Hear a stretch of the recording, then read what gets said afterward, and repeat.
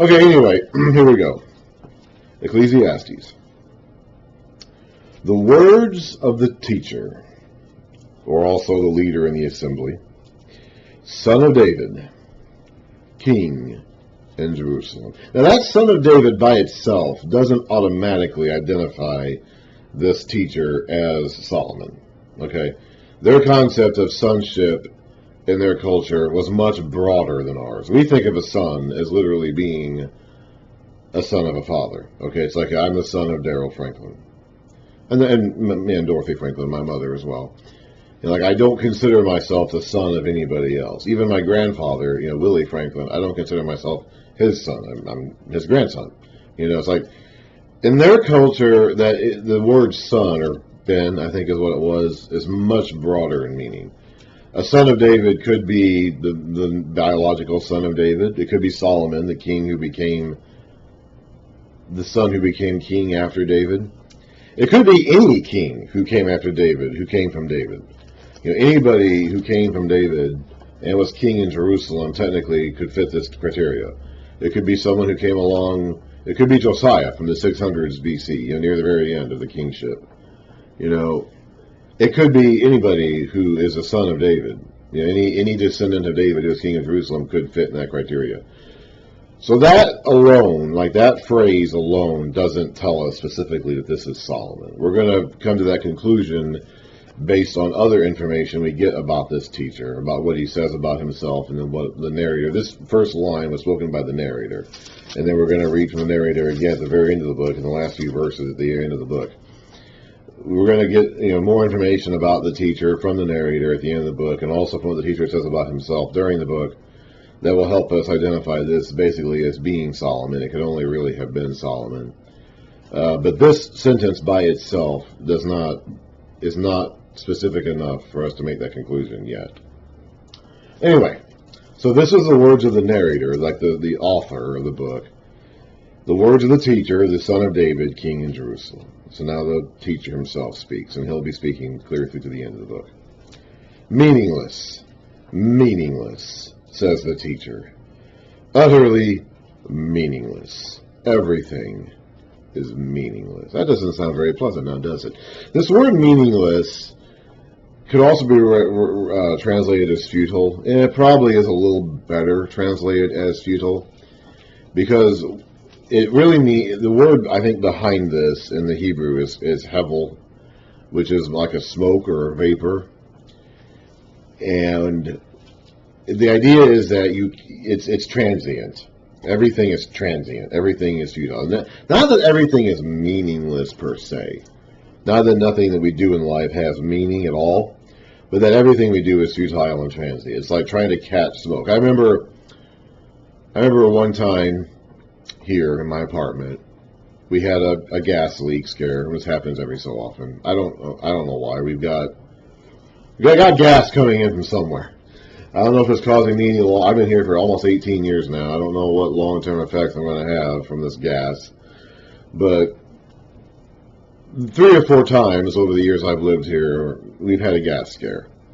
And the fire department has come, the utility men have come, they've banged on the door, ushered us all out of the building, and they've gone through and tried to find out where the gas... They never have found it. They never have found it. But I remember one time when this happened, and this happened in the middle of the day. It was about, 11 o'clock or so in the morning, maybe a little bit later, maybe more like noon, sometime around the middle of the... It's happened in the middle of the night, too. I've had it happen to me in like 11:30 at night when this has happened. But this particular instance, it happened during the day, and I remember standing out there in the yard in front of the apartment, or maybe this was the next day, and I was talking to my neighbors about the next day, I think, actually.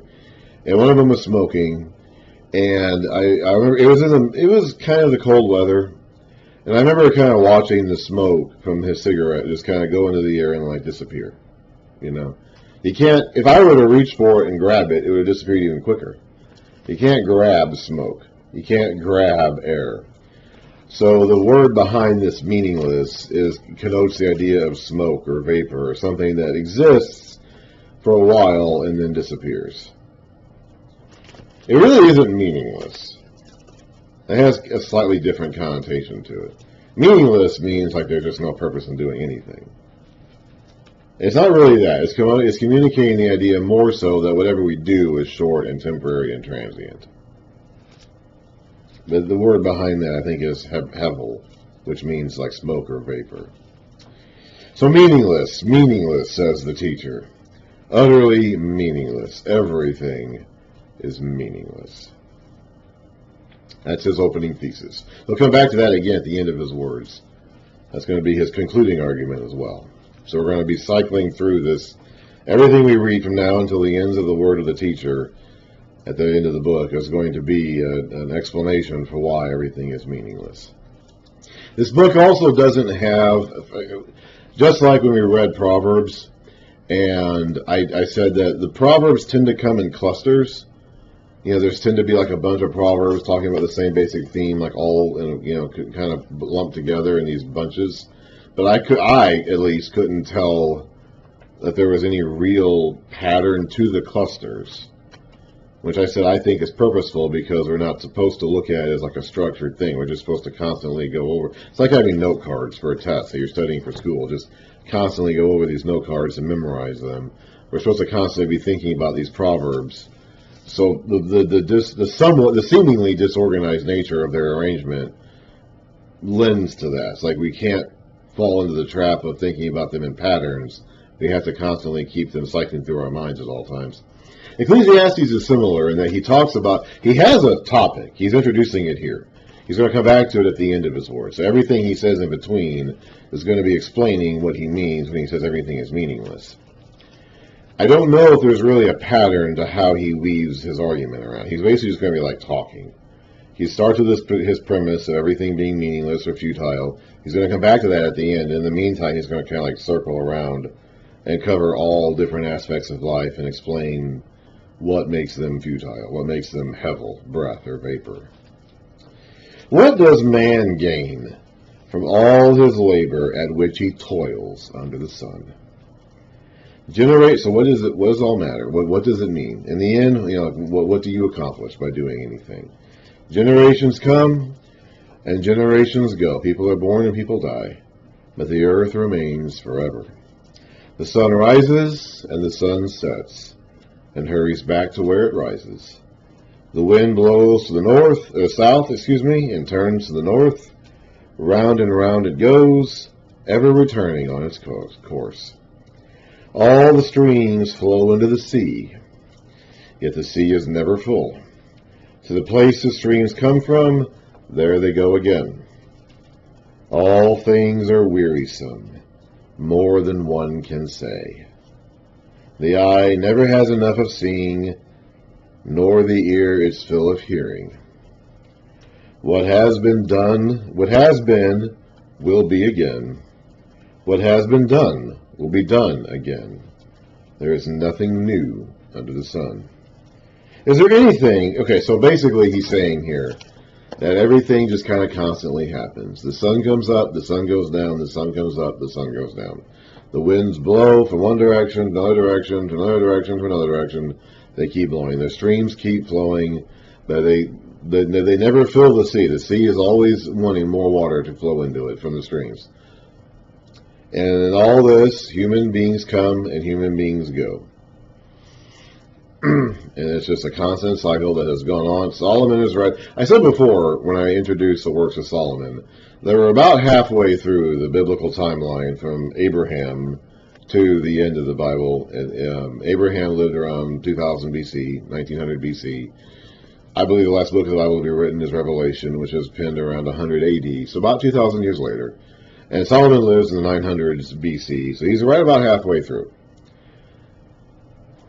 We're not really halfway through the written content, but we're basically halfway through the timeline of the Bible's main story from Abraham to the generation after Jesus, the first generation of the church.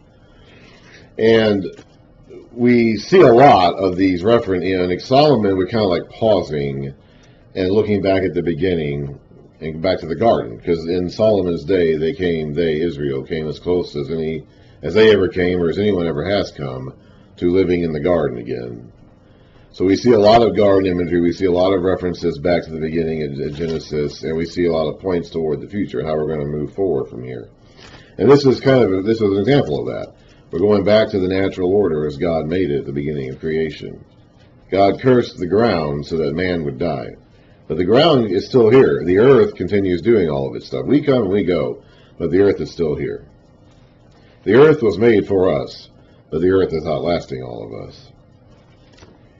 What has been will be again. What has been done will be done again. There's nothing new under the sun. Is there anything in which one can say, look, this is something new? It was already here long ago. It was here before our time. There is no remembrance of men of old, and even those who are yet to come will not be remembered by those who follow.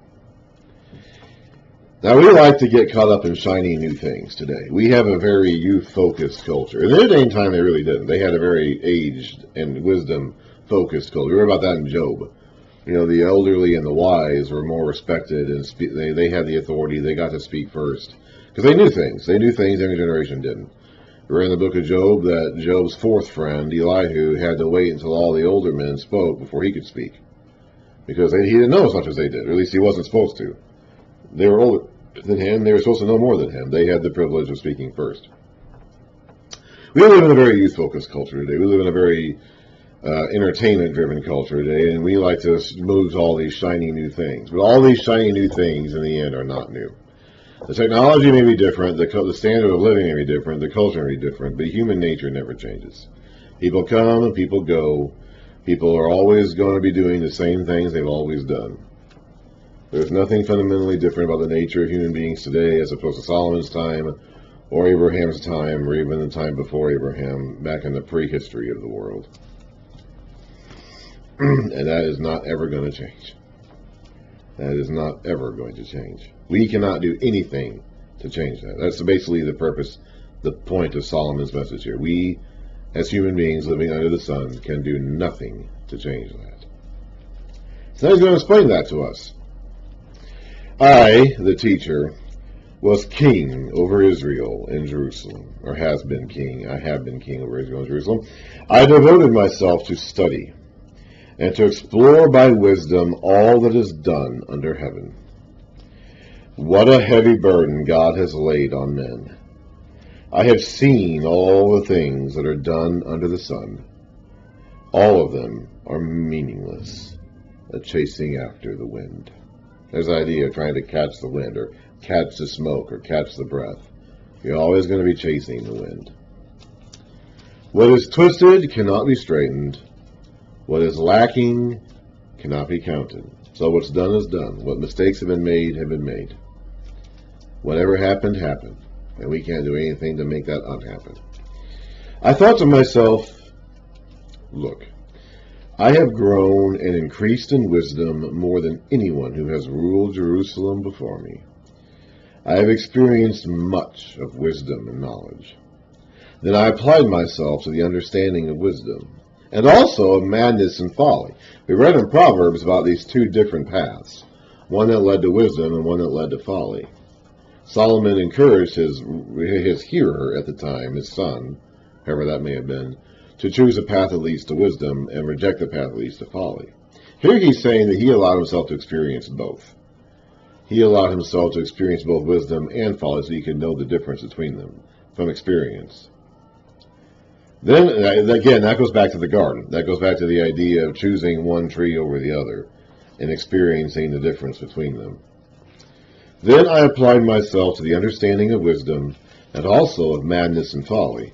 But I learned that this, too, is a chasing after the wind. For with much wisdom comes much sorrow. The more knowledge, the more grief. So simply knowing more stuff or being more aware of stuff doesn't necessarily make you happy. In fact, it can make you even more filled with grief. The more you know, the more aware you are of how messed up the world is, and the more that bothers you. That's what Solomon experienced. That's what he found out.